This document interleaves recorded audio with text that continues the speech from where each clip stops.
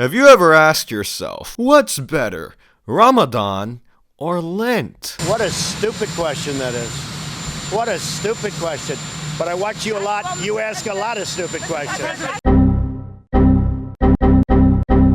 What the heck is Elon's Najai's son doing here? So to answer comparisons like these, I thought, why not make an informative video on the differences between these fasts? Unlike these nutcases, I'm not going to disrespect any religious traditions, because, as a Muslim, I am obligated by my religion to operate on a much higher moral compass than these fools who don't really have any compass at all. Now, before I continue with the video, please do hit the subscribe button, and if you have any questions for me, feel free to email at dawahforamerica@gmail.com. So, what is Lent? Lent is a 40-day period prior to Easter where Christians dedicate themselves to prayer, fasting, and repentance. This is generally followed by Catholics and Eastern Orthodoxy, and obviously, they practice it in slightly different ways. Catholics fast for 2 days out of the 40-day Lent period. One of the fasting days is Good Friday before Easter, which the Indian branch of my company gets off as a firm holiday for some reason. But in the supposedly Christian country of America, Americans decide to worship their corporation instead. The body politic of America was so Christian and was so Protestant that our form and structure of government was built for the people that believed in Christ our Lord. Yeah, sure it is. Better be careful what you wish for, Charlie. The other fasting day is Ash Wednesday, where Catholics mark their foreheads with ash. I saw my client doing that and thought he became Hindu for the day. A Catholic fast means you're allowed to drink water, but you are only allowed to have 1 full meal and 2 small meals that, when combined, are less than the 1 full meal per day. In these fasts, Catholics aren't allowed to eat meat, unless it's seafood. It's basically my college diet when no halal meat is around. Catholics are actually not supposed to eat meat at all on Fridays during Lent, except seafood. Now, it's not all about dieting, of course. You are primarily expected to give something up voluntarily during these 40 days as a means to better yourself, except on Sundays, which are considered mini Easters. So you can do that one thing you really wanted to do. There's also an increase in worship and church attendance at a weekly and daily level. Now, in Eastern Orthodoxy, the rules are stricter. It's 48 days of fasting, where a lot more restrictions are put in place than what Catholics had. No meat, no dairy, no eggs. Yep, they go full vegan for this time period. Well, except certain types of fish are allowed. Except right at the week before Easter, where even that is no longer allowed. Water is, of course, obviously allowed for the 48 days, or else we'd see a huge decrease in the Eastern Orthodox population every year around this season. Oh man, I should not be editing this while fasting.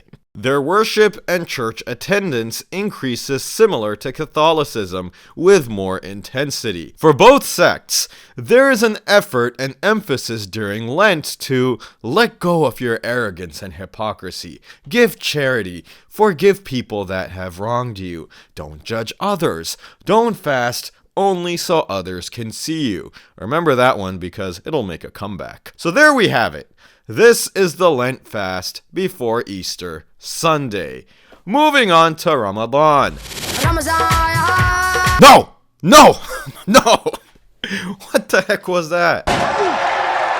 Ramadan is the Muslim holy month where Muslims fast from dawn to sunset every day for the month. Depending on time of year and location, outside of the extreme poles, these could range from 11 to 16 hours in the winter and as long as 16 to 20 hours in the summer worldwide. The fast includes prohibitions on eating or drinking anything and refraining from other desires like sexual intercourse during that daytime period. Things like backbiting, gossiping, cursing, getting angry are seen as spiritually bankrupting acts that the Prophet Muhammad ﷺ harshly condemned. Ramadan is not a new diet plan or a self-restraint strategy. Ramadan is where worship increases. Masjids are packed to the brim for special nightly prayers that extend for at least an hour and a half to 2 hours longer than usual every single night. Quranic recitation increases and community gatherings most definitely increase, either through the breaking of the fast during iftars and naturally in the masjids when they are packed. So that is Ramadan. There's other types of fasts in other religions as well, but for the purposes of this video, we won't get into those. So now, let's get to the important question. Why is Ramadan special? If you're Muslim, it's because Ramadan is the month of mercy. It's the month of blessings. So why are these far-right freaks freaking out about that? How come you never hear them crying about any other fasts? Are they jealous that we have a month of blessings and mercy? I mean, if it's something you really want, you can have it too. If there's something you really want, or someone you really want to be, then the only person standing in your way is you. Me? Get him, lads! Yeah! You, the viewer, make Ramadan special. How?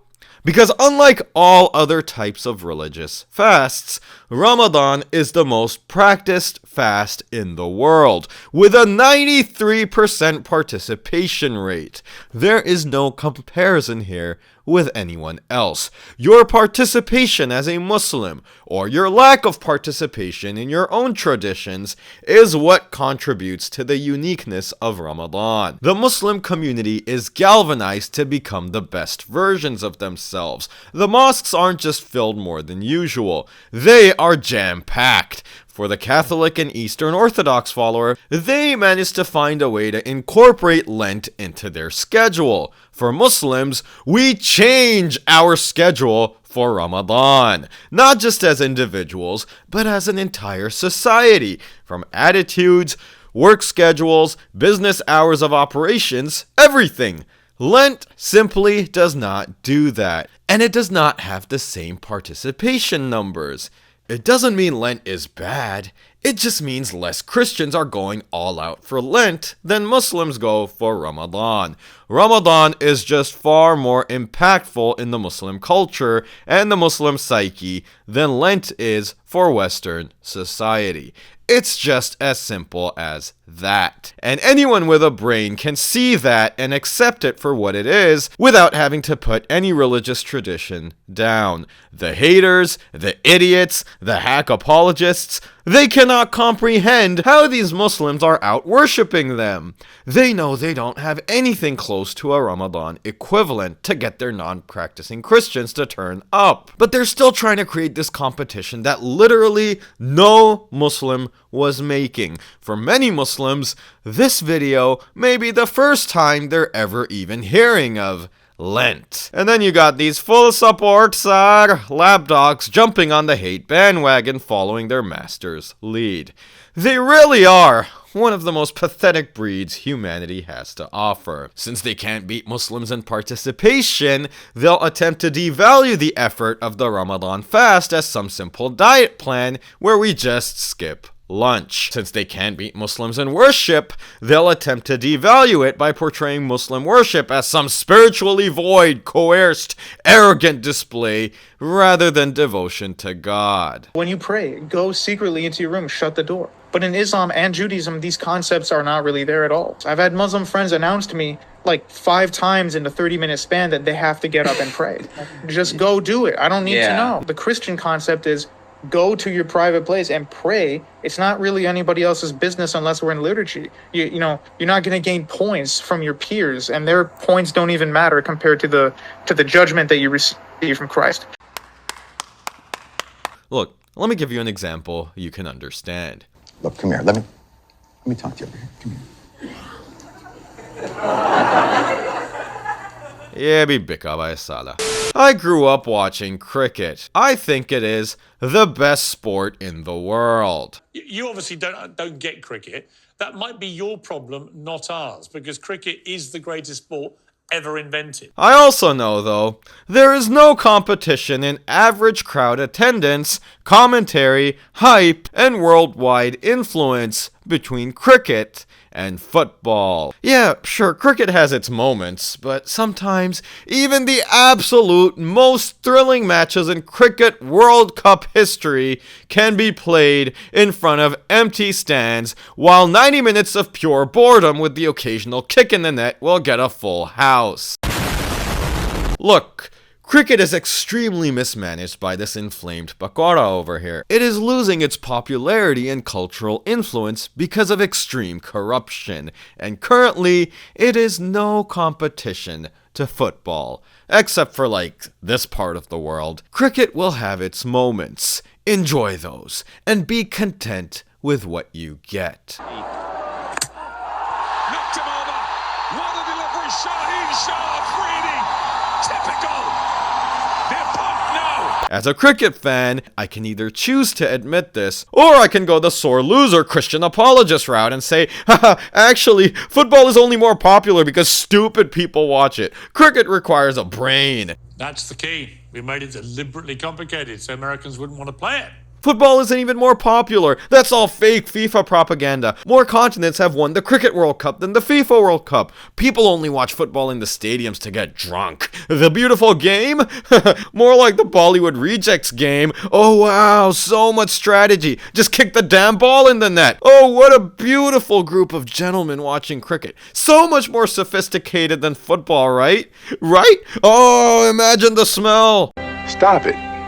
Get some help. Look, folks, you're not changing reality by lying to your gullible echo chambers. Maybe stop being complete failures in inspiring the Christian masses outside of your little bubble to actually come to church, so you don't have to keep lying about Islam to make yourself look relevant. There are cases of Muslims in London, for example, that during their lunch break will choose to go, during Ramadan, go to the Circle Line on the London Underground and choose to ride the Circle Line all the way around. Of course, it goes in a big circle, so you'll eventually end up arriving where you started from. And during that period, they will eat food because it's permissible to do so. Of all of the things in the world that have never happened, that has never happened the most. That is the most didn't happen shit of all time. What a bunch of baloney. Actual horseradish.